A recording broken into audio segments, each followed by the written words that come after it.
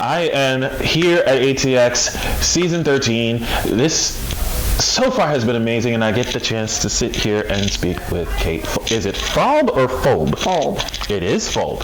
See, I was thinking that, but then I went the other way. No, it's all right. A lot of people say fold with a D. With a D? Or flob. You know. I love how they're reversing letters as well. Mm-hmm. Yeah. So I've had everything. You had everything. That same with me. Like, I just had an interview earlier, and they were like, "How do you pronounce your name?" And then I said it, and when he saw the badge, he was like, "Oh yeah, so it's pronounced Novell." And I was like, "Yeah, I've got Naval," and I had to change the way to spell it because I'd gotten everything under the sun. So you know, I was at one point asked by a friend of mine, "Why would my mother name me an orange?" So okay then. There was that. Oh my gosh. Yeah. Well. So here we are. So we've bonded over airline drama, name recognition. I am about to bond with you on another topic, and this is the second year that you guys are here doing. Oh no, we've been here. So you've been here? Yeah, we've been sponsors of ATX for definitely before the pandemic. I think we all mark time based on that now, but we came here in person, and then there were a couple years, I think, that it was online, and now we're back. So we've been partners with them for a few years now. So tell, for those that don't know about this, tell our viewers exactly what it is that you bring here to ATX, because there is something, at least one of the topics I definitely want to touch on that really resonates with me a lot. Oh, awesome. Okay. Well, so the project that I direct, Hollywood Health and Society, is a program within the USC Norman Lear Center. And the Norman Lear Center, founded by, Norman Lear, and it is devoted to informing and studying the impact that media have on audiences. Yeah. So we study it, we look at how TV, primarily TV, sometimes film, how storylines affect audiences, affect their knowledge, their attitudes, even their behaviors. Yeah. But then my project, more specifically, conducts outreach to the entertainment industry to offer information, access to experts, to ensure accuracy around their depictions of health, medicine, science, pro-social issues, policy, anything to help them, fill in the blanks in an area that they writers may not understand themselves. We do it all pro bono. You don't take a credit.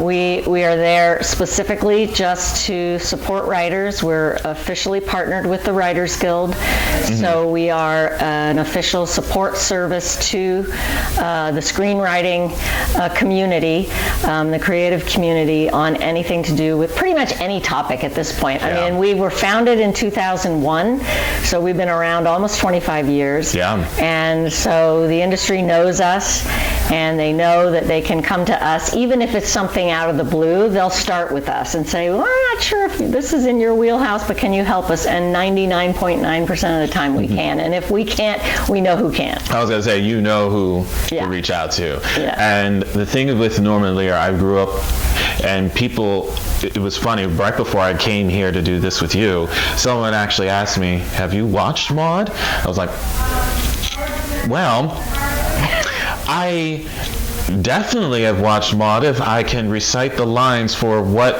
the panel is going to be doing for Maude's Dilemma. I love it. Love it. I was like, it starts off where Maude walks into the room, and I'm going to say the line too, just so you know. Okay.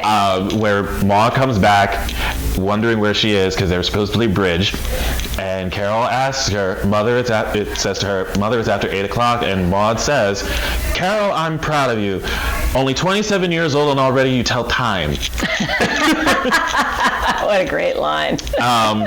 So that's one of the things about Norman Lear shows, is that they definitely depicted a lot of socially economic topics in all of his programs. Good Times, Maude, All in the Family, and the one that we are going to be seeing with them reading Maude's Dilemma is dealing with abortion. And I also wanted to talk about the mental health scope of it as well, because May is Mental Health Awareness Month. And next month I just realized, which I didn't know, and if this is wrong, somebody correct me, but I saw this online, is that June is Men's Mental Health Month, which I had no idea that that was a thing. But for me, mental health is real. Mental health is real. A lot of people feel like it's such a facade. It's such a facade. It's so fake. It's not. No, it's so real. And this is why there's such a stigma where we don't have anybody really wanting to open up about their mental health struggles, because we fear how they're going to react to it. I went through a mental breakdown. I had a mental breakdown 2 years ago. And it was at work, and it had to do with knowing that, one, I was going to suffer burnout. And I did tell my boss at the time that I was going to have a burnout. I need to take some time. And when I was told no, and I continued to work because the work piled on, because I also was, I had someone else out. So I had to do their job plus mine at the time. And when I had that breakdown, like it felt like a panic attack. I literally was feeling like I had a panic attack. And everybody around me noticed, and my coworkers were very supportive. My mother was very supportive, and that was very huge for me. And what was very, in essence, detrimental, my boss not being supportive, because the first thing that he said to me when he found out about it was find another job. Wow. So whenever I watch stories of mental health depiction in television, I always want to see it being played properly, especially with these kinds of topics. Not just with mental health, but anything on the severity level. I mean, even with Maude, not just with the abortion episodes, but Walter's alcoholism, the two where he hit Maude in the face. You know, that's while Bill Macy really hated that he had to do that. That's still real. That happens. And, you know, I feel like sometimes when people watch these shows, it does resonate with a lot of people, but also a lot of people get a little bit, they pull away because they kind of don't want to see it with their favorite characters, from what I've noticed. But I feel like with the rest of it, it topples that, because they want to see this played out, because it speaks to them.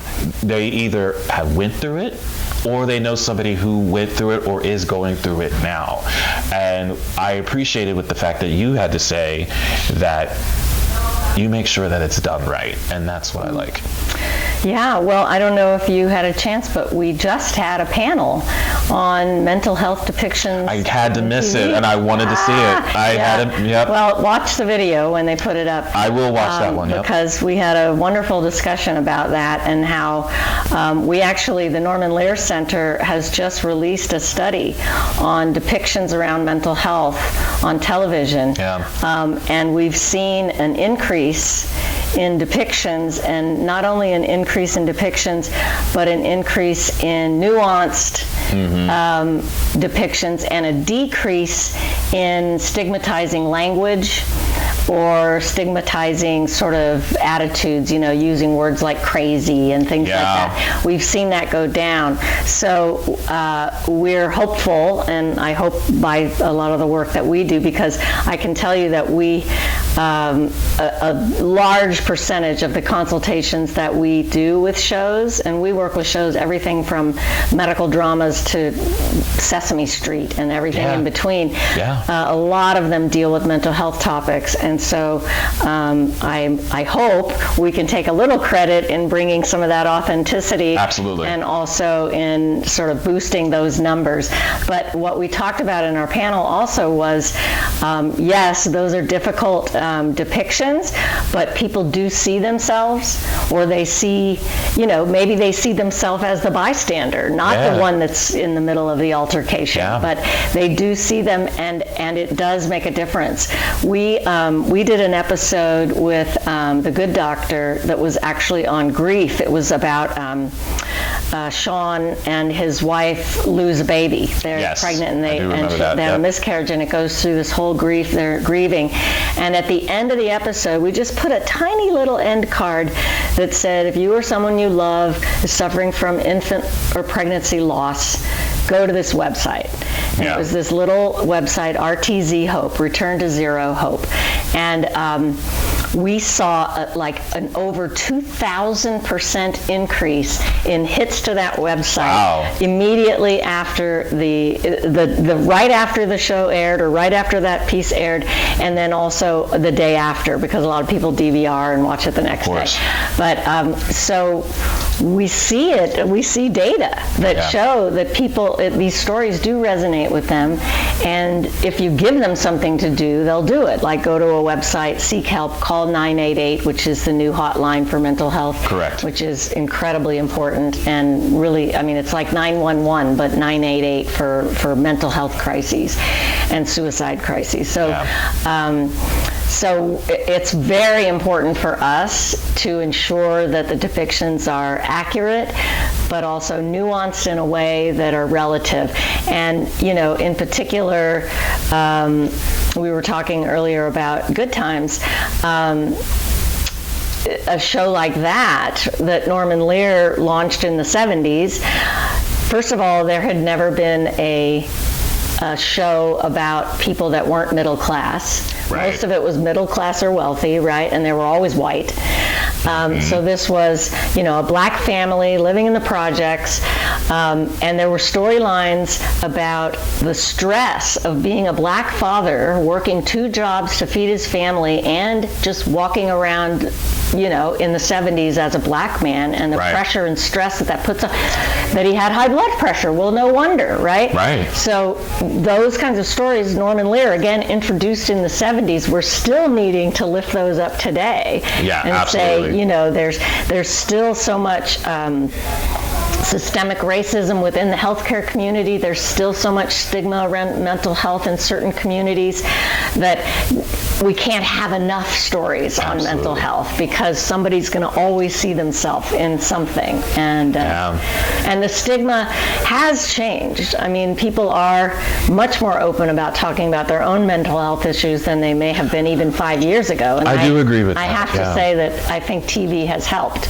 with that.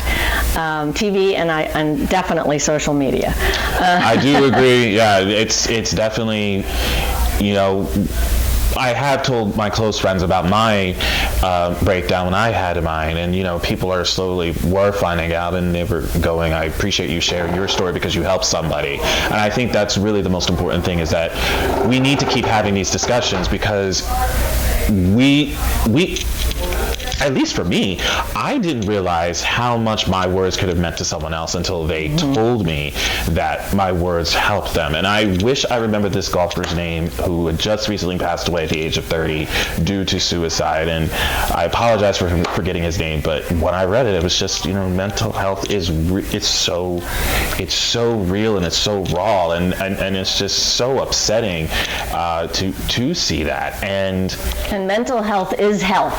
You know, they're not separate. It's like your brain is not separate from your body. It's still health. Yeah, it's health, and your mental health can affect your physical health and vice versa. So they really go together. Also, in this mental health panel that we had just recently, we talked about the show New Amsterdam, which on the show they have a psychiatrist who's a character on the show, and they have a whole psychiatric ward in this hospital. Okay. And so just by having that character as part of every episode, he brings in a perspective of mental health attached to whatever health issue they're dealing with on the show, whether it's heart disease or whatever. So it was a really great way to sort of bring in, mental health is part of health. You know? It's still part of your health. Right. Exactly. And one of the things I definitely wanted to touch on before we end is that we talked earlier about how we're doing, or how we're going to see in the reading for Maud's Dilemma, where it deals with abortion. It's such a topic that's now created even more, because you have to remember that this is a show from the 70s where abortion just became legal in the state of New York. And now we're back on a path where it's not even legal in the States anymore. So now it's such still a hot button issue, and it's still a hot button topic where it shouldn't be after all of these years, after 50 years. But yet here we are, reversing the clock. Tell me about it. I'm old enough to have lived through the whole journey. This episode of Maude is so iconic when you think about the time in which it was written. I think, and don't quote me on this, but I think it was written before Roe.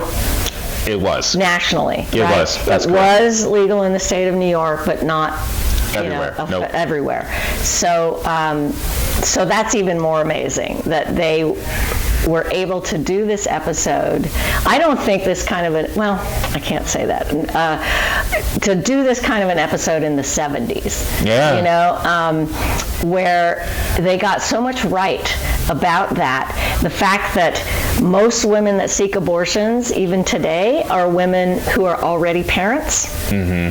It's not the single working girl who doesn't want to ruin her career. Yep. It's usually someone who already has kids, who are finished having their family, or have other economic concerns or whatever it is, but it's already parents that are the ones seeking abortion. So they even got that right. I mean, exactly. Maude was already a mom. Maude was already a mom. She already had an adult child. Yeah. And so it's iconic in so many ways. And there was a time, I think now we might be able to get that kind of an episode on the air again. Absolutely. But there was a time where we couldn't. It was so taboo to talk about. Very taboo. There was a decade between somewhere in the 80s and somewhere in the mid-90s where there were 0 abortion storylines on TV.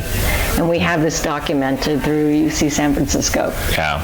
And honestly, I think it was Maude first, and then I know there was something before this, but the one that they always talked about was Erica Kane's abortion on All My Children. Right, I was going to say on All My Children, there was a daytime soap that did it, and that was a big thing, and the Maude episode. And then you really saw nothing. You saw nothing. Until like the mid-90s. Yep. And it's interesting because sometimes I wonder, or I think about the political climate around abortion, and how when the climate is sort of anti-abortion, there's more opportunity to tell stories, to sort of remind people or to push the limit. So I know that since this overturning of Roe, we've seen a number of shows that did abortion stories like immediately after that. Yeah, Grey's Anatomy did an episode where they had to cross state lines because a woman who was already parenting, who had complications with her pregnancy, and she had to go into California or into Washington State in order to have her abortion because she lived in Idaho, and Idaho had already gotten rid of her. Right. So they immediately started doing those storylines. So I hope this is an opportunity for more stories about abortion, more stories about medication abortion, which is usually the way it goes. It's not a clinical, surgical, dramatic thing anymore.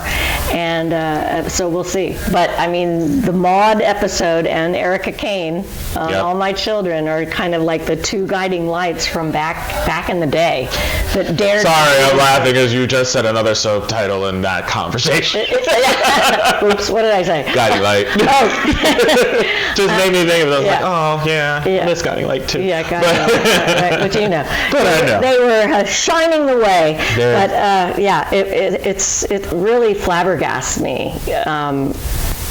The ups and downs that this whole issue of abortion care has gone through and is still going through, and like I said, I've been through all of it. So and we thought we would be right here on we were an done, even right? plateau. In fact, we're doing a panel on abortion tomorrow before the live reading, and we're going to talk to a show called Girls on the Bus, which did an episode. This is a show that's about 4 journalists, women, who are on the bus with the presidential campaign, and so they're going all over the United States covering the campaigns of the various candidates.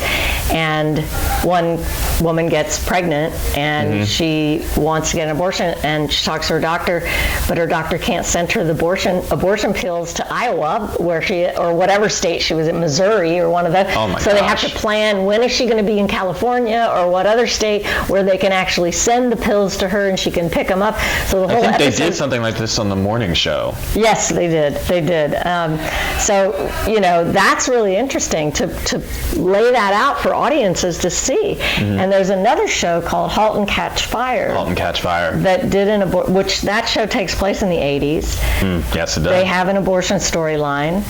They're in Texas in the 80s. In the 80s. And they drive up to Planned Parenthood, and she goes and gets an abortion. You couldn't do that now. Not in Texas. You can't do that now. So, it's so interesting to see the ebb and flow of these stories. Almost another pun. Almost. Almost. But I love how you caught yourself. Where can they find your information? Yes, please. We're at HollywoodHealthAndSociety.org, and is spelled out, not an ampersand, so just all one word, HollywoodHealthAndSociety.org. And as I said, we're a free resource if you're writing a script on anything to do with health, safety, security, science, etc. You can reach out to us. We'll connect you with experts or information, whatever you need. We have experts that are working in the field that will take time to talk to you about your scripts, and it's all pro bono. We don't take a credit, nothing. We just want to help people get their stories out there. So please visit our website, and there's tons of information on the website. There's tip sheets that you can download and just have for handy information. There's all kinds of events we've done, panels and so forth that you can watch. So please come visit us. I am looking forward to these panels tomorrow.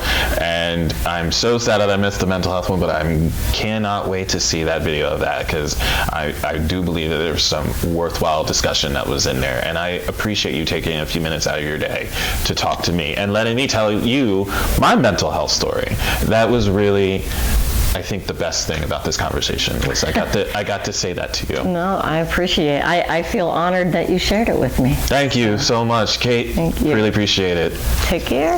What's going on, guys? Nav here, and I just wanted to take a moment to thank Kate for speaking with me today and providing me the safe space for speaking about my mental health struggles in our conversation that you just saw. A couple of notes I just wanted to point out.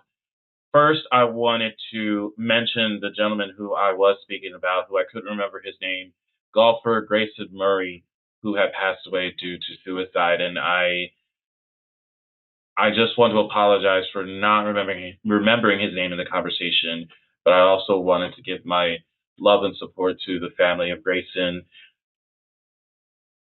I am truly and deeply sorry that he felt that his only way out was to leave this world.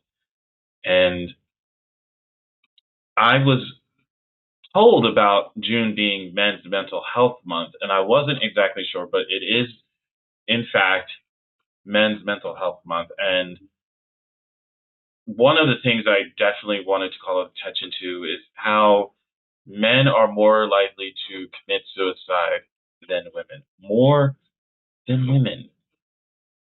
I just want to let you know that you are not alone. No matter if you think you are not alone.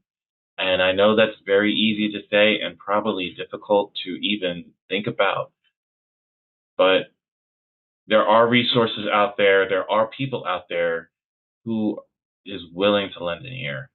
I have some of those links available on our website. So please go to buzzworthyradiocast.com. When you watch this video playback, there'll be plenty of resources for you that is at your disposal about statistics that were found, and also other ways that anybody can help somebody in need. And the door is always open, especially here at the Buzz. Just remember that. Thank you.